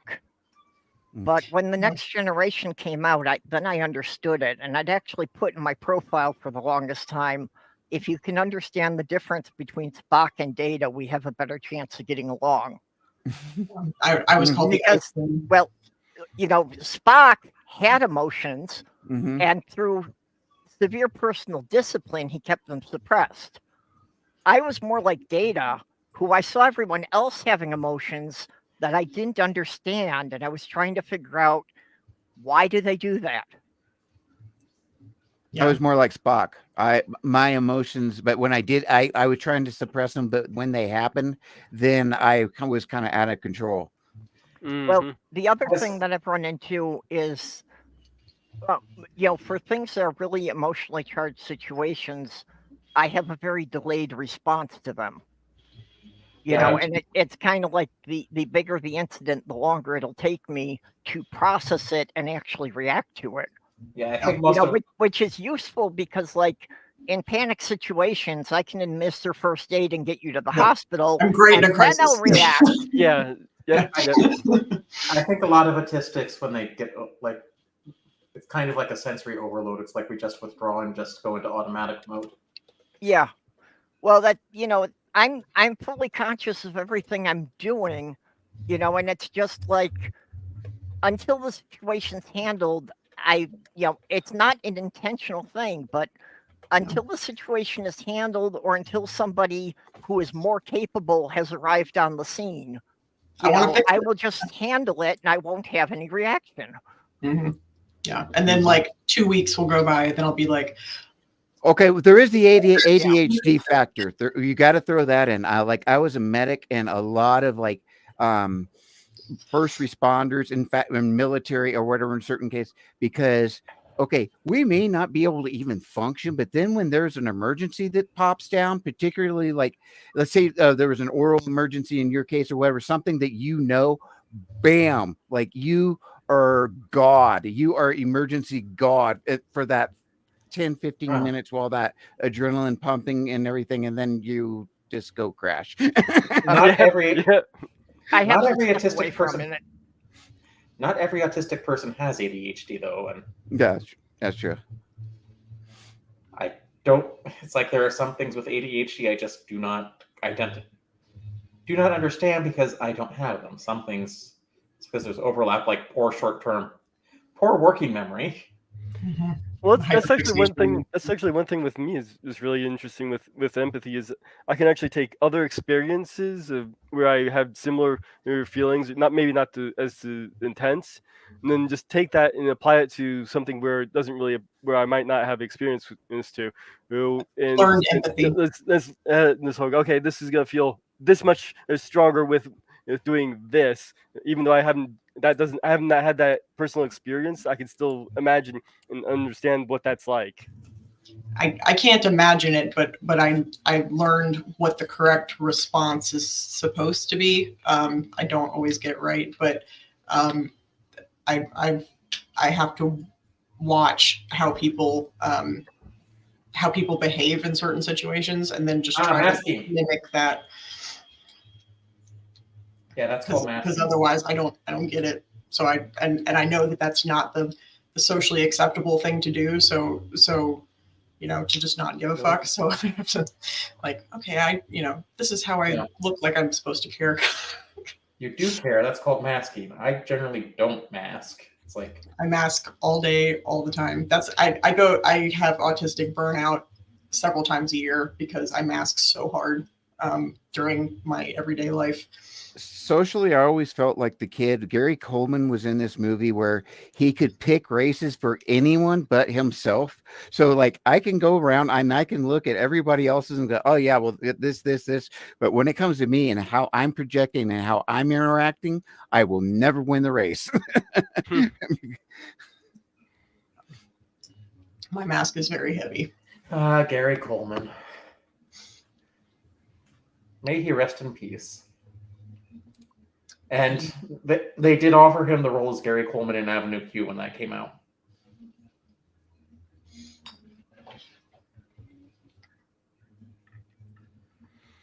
But I've always been somewhat, I don't know, not that I'm good at social interactions, but I've always been more social than a lot of the people I know on the spectrum. So I had to be drunk. But I guess it's like the social anxiety thing. It's like you actually want to, so you try. It's just I was an alcoholic for all of my 20s. Because I'm so sorry, Earl. I'm so sorry. I'm laughing at you all throughout this because my daughter, like, she also is OCD, and she is also bipolar, and she also like. So there's so many things that are so similar to you with the attitude and stuff. I'm just sitting here laughing at you the whole time. And so please forgive me. Am I her doppelganger? Yes. Mm-hmm. Well, I've known, all my life I have all the precursors to being an alcoholic. So I've always been very aware of it. It's a really good thing that I don't like downers because I would have been dead a long time ago. Well, it's one of the things that, this community really saved my life, because I know if I had been trapped in that small town in Michigan for a while longer, I definitely would have had nothing to do but sit home at night and drink. This is a good question here. If everyone wants to address it. You know, when I didn't know until I was 30. I'll take a tackle on this. Okay, how do you know when masking ends and people ignoring signs of autism begins? I don't see that the two are connected.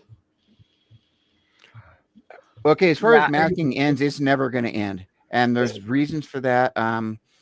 If I act like I feel, particularly when I'm having a meltdown, or let's say I am a Black young man that's in my 20s, the police are more than likely to unlife me than anything else. That is the first thing that I have to keep in mind. I'm not kidding here. I'm being dead serious. So if a young Black man has an autistic meltdown out in public, the cops are more than likely this guy's on drugs and he's going to try to kill us. He probably got a gun, and statistically, we can prove that is the number one risk group of dying in this country from being shot by police, and the number one demographic to get beat up by police. So there are times we have to mask, and so there are some times when some people do have to mask. I'll just say that.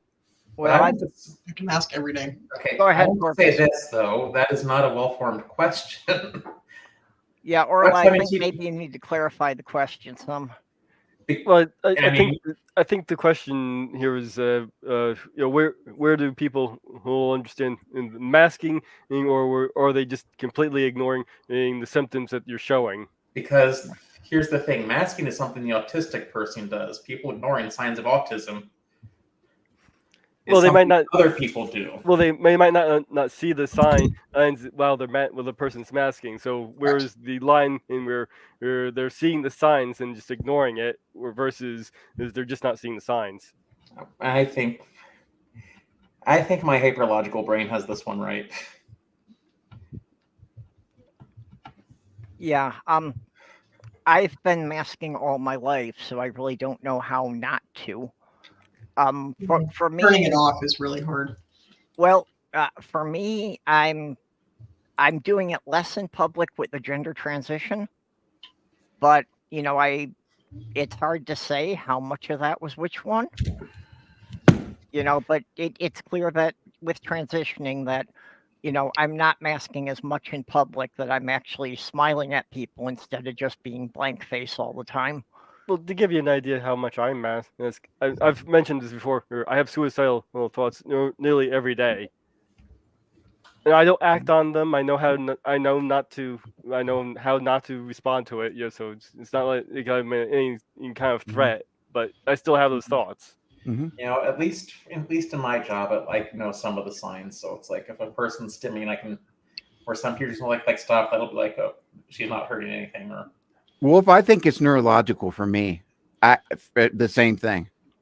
I seriously think it's some kind of stupid neurological thing, because no, I don't, but I really, really do at the same time every day. But I also know that what is going on. That doesn't mean that the feelings aren't there, but that's what keeps me going. And so, am I making sense here? Well, it's normal for people to think about what it might be like to die. But it doesn't necessarily mean they're suicidal. It's just like, okay. It's called passive, yeah. Oh, well, I mean, actually want to die every day. I'm talking really meaning, really feeling it, but you just go. I did not know there was actually a name for that. I'll have to look into it further. I went for years and just didn't want to exist. I tried to commit suicide several times, and it takes a lot of effort. And so I didn't have the energy to spend to even give a fuck to try. So I just, every morning I would wake up pissed that I woke up, until I found the right meds. And now I don't do that anymore.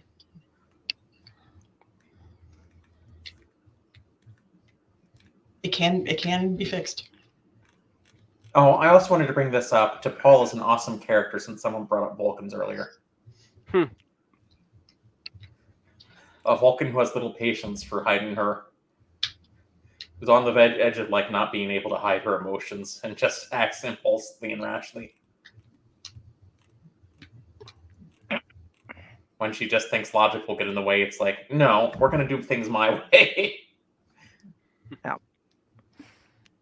Oh.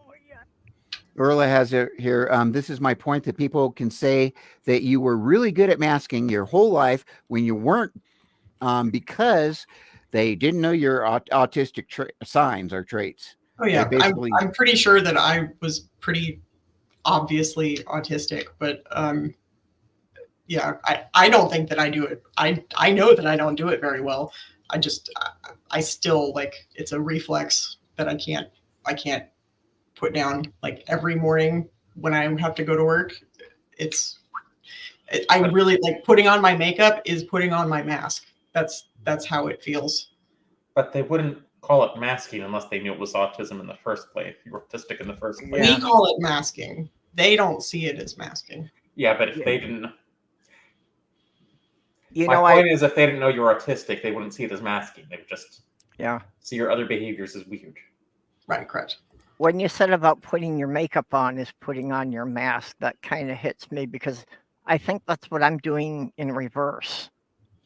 That when I'm getting ready in the morning and I'm putting on my makeup to, present a fully feminine, projection to the world, then it's that's kind of when the mask peels off for me. The Batman effect. Yeah, well, part of it is that I spent 50 years having to play the role of a man, even realizing all along that I didn't understand what that role meant. Yeah, I've heard there's a Batman effect, like in the cartoons and all they mentioned, and he kept referring to me as Bruce Wayne with this fake voice in my head. And, well, that's not why I refer to myself when I think of myself. Batman thinks of himself as Batman, not Bruce Wayne. So I don't know how many. Bruce Wayne's just Batman's sugar daddy. Yeah, so when he puts on the cowl and all that, that's who he really is. Yeah, it's not like Tony Stark where Iron Man is Tony Stark. I hear all these autistic people complaining that, oh, I didn't know you're autistic, or you don't look autistic, you don't act autistic. Okay, this is the bad thing. 50 years old, I figure out I'm autistic, I get diagnosed, right? So, like, my childhood friends, like when I was 12, I'm autistic. Oh, well. Yeah, I hate that because a lot of women and girls get that. You don't look autistic. It's like, not one person. It's supposed to look like it's like I'm not Rain Man. Not one person though questioned it ever. Yeah, or with me, they were like, "Oh yeah, okay." It was like, "Oh, so that explains it," or yep, yeah, that, like no surprise whatsoever. Yeah, when I got my results for it, I showed it to all my friends, and the universal response was, "Oh, that explains a lot." Oh shit! Yeah. Yeah, when my sister finally got herself tested and she told me she was autistic, it's like my niece was there with her, was like, duh. Yeah, it's like, we always knew you were weird, but now we know why you're weird. It's like, yeah, I've suspected this for years, but I wasn't going to say anything. I never suspected that of myself.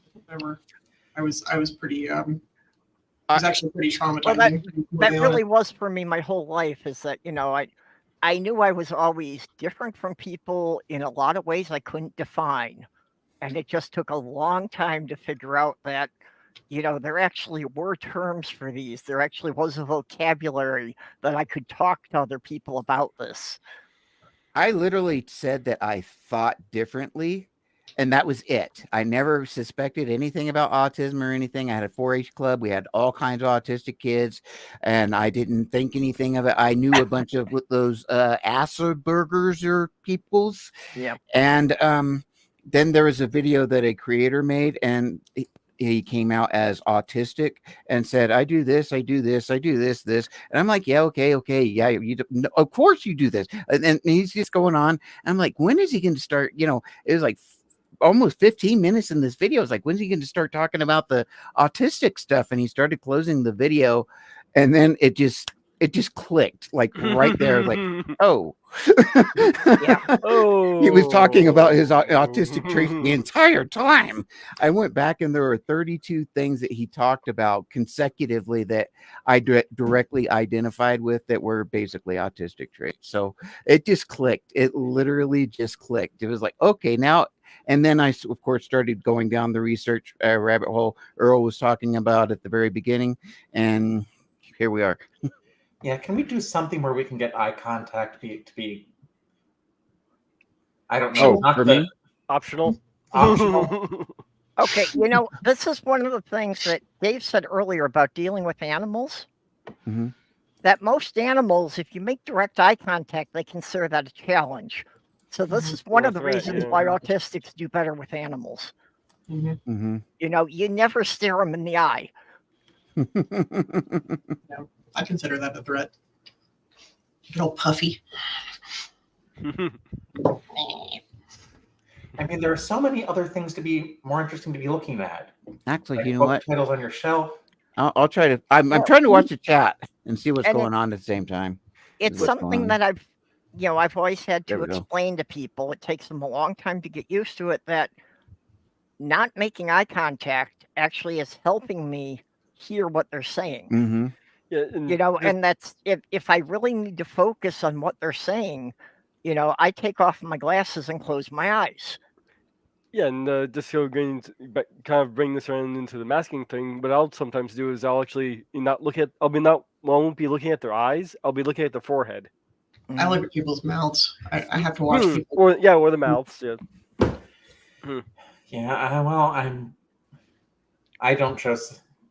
I don't know what the statistics there are. I know there are certain things about BPD that I just don't get, but that's okay. BPD. Oh, Bipolar borderline. disorder. I don't have to get them. I don't experience them, and that's probably a good thing. Although yeah, bipolar was one of the diagnoses they gave me earlier. And after medicating me for it for about a year, they gave up and decided that wasn't really it. I think he means borderline personality disorder. Yeah, is it bipolar or borderline? I don't know why I always confuse the BPD with. I think BPD is borderline, but yeah, I've got bipolar too. Although cat owners will sometimes get asked, "Are you self-harming now?" Just because cats sometimes get a little overenthusiastic. Sorry, I didn't really hear what you said there. Cat owners will sometimes get asked, "Are you self-harming now?" Because kitties can get a little overenthusiastic. Oh, yes. Yeah, my legs look like I cut myself up. That's why I got really big tattoos. Orla says that transgender people and autistic people are two groups of people who are incredibly likely to be misdiagnosed with BPD. And I would just want to add that okay, this starts getting into our demographics here. A lot of autistic people, if we're just talking about autistic people and we start with that base, what is it? We're like a third more likely to be transgender.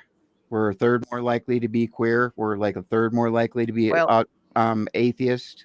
Actually, autistic people are 4 to 5 times more likely to be transgender or non-binary. There's no use in being non-binary. We're all going to go to digital anyway. So in that respect, I think it's the brain. That's an indication that there are similarities with that brain type. Is what I'm saying. No matter where we lie on that spectrum. Yeah, I don't know how much of that is biological, and to some degree, I think part of it is just that for autistics, we often don't learn what the social conventions are.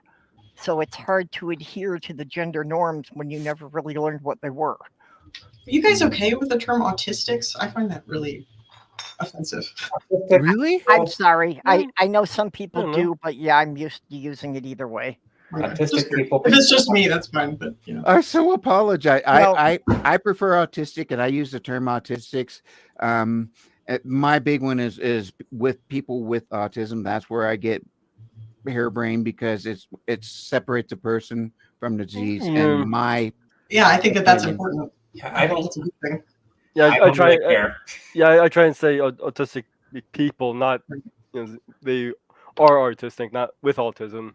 Right. I was just curious. That's fine.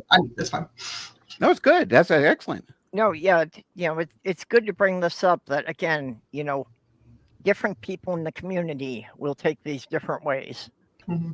It's like me saying, I don't know.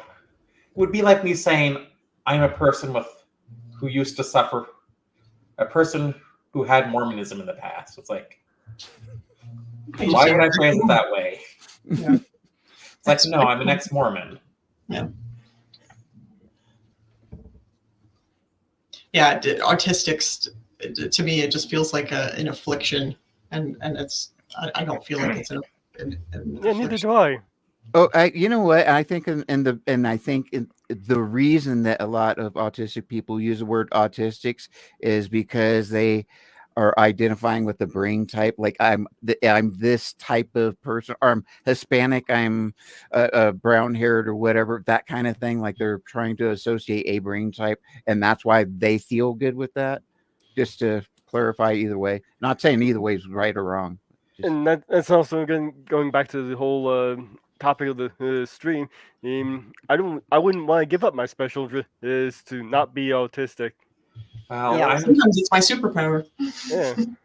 Keep in mind that there are some spaces on the internet where the point is to be more social justice than now, or whatever, more woke than now, whatever it is now. It's like more work than now. Yeah, well, that's whenever they talk about having a cure for autism, I question that, would that cure my creativity? How do you cure something that is part of your personality? Yeah, well, that's the thing, that the autism, I think, has a lot to do with being, creative and my, non-linear thinking. This is how I put it. I put it this way. If you're going to cure a Dalmatian of being a Dalmatian by making it a German Shepherd, by giving it a shot, once it's cured, it's a German Shepherd. It is no longer a Dalmatian. Right. So it's not the same dog. And now you're comparing them autistic people to dogs. Yeah, well, kind of. Sorry. But anyway, so in the same way it's with our brain. If you cure our brain, you have to change our brain so dramatically that it would no longer be the same person. Yeah, it would fundamentally change your personality.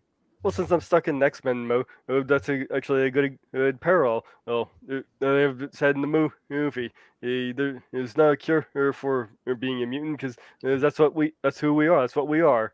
Yeah. Well, we've been going almost 2 hours, so I think we should wrap it up here for this week. I'm hungry. Major and I want to do this a series every Saturday through April here. Yeah, we get a whole month to love our weird little brains, and then we can go back to self-loathing for the 11 months. Well, so I would hope that you could all be back here with us the same time next week. We need to introduce you to STEM. Me? STEM? Yeah. Hi, Amy. And I think we should probably keep this buffer between Godless Granny's show and this one too. So yeah, we do need a little bit of time in between there. Yes, it's like in my college classes, there are 2 types of people: those who are on the spectrum and those who know they're on the spectrum. Yeah, well said. Okay, so let's just do a wrap up here. Anyone who's final words or something else they want to plug? Earl, you got anything going on? You're going to be making appearances somewhere else soon? Yeah, check out my channel, Wavelength, at Ride the Wavelength. I do with Justin. We do a show called Deep Six every Saturday. Next week we're going to have on David from Deep Drinks at 4 p.m. Eastern Standard Time. And we're going to stream the eclipse. And look out for my new show, Black Pearl, coming before the end of the month. Okay, and if you send me your links, and if you want Twitter or any contact links in there, I'll put them in the description after this goes up. Okay, good. Okay, Porpoise, what have you got? I have, so I've been working on another channel. I mean, I would love to come back to the main one, but that's just not feasible right now. Gonna link it here. Since we're getting into summer, I'm thinking of starting a live stream on Friday nights called Faulty Logic Fridays. Probably the first one's going to be responding to Dr. Jason Lyle, following up on a redeemed Zoomer video I responded to, but I'd really like to keep it more on the math and computer science stuff. I just haven't had time to do that lately. Remember, everyone, be excellent to each other. And so long, and thanks for all the fish. Okay, Paige? I am known as the Autistic Page on TikTok and YouTube. I'm banned temporarily from TikTok for talking about Autism Speaks. But I am going to be continuing. I'm on hour 47 now. And I'm going to be going on a little bit of my 100 hours of live reasons you should not support Autism Speaks. They're evil. They must be destroyed. Well, to quote Blitzwing, sometimes it is best to be known by your enemies.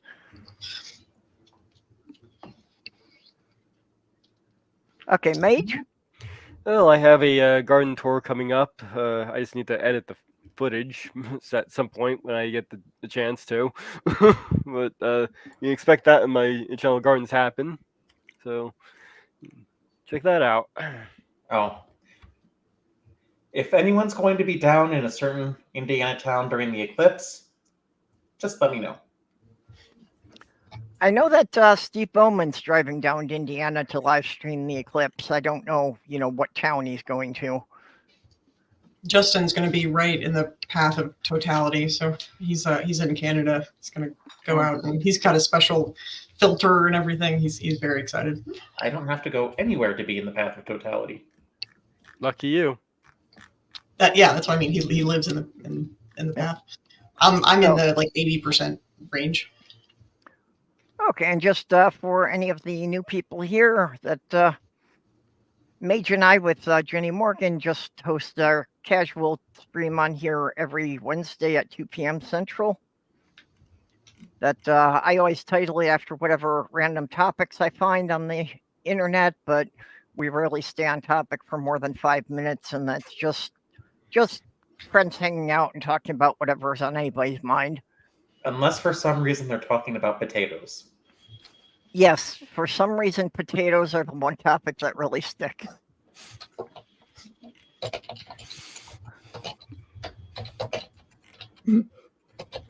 So with that, we will bid you all a good day, and we will catch you all later. Bye-bye. Bye.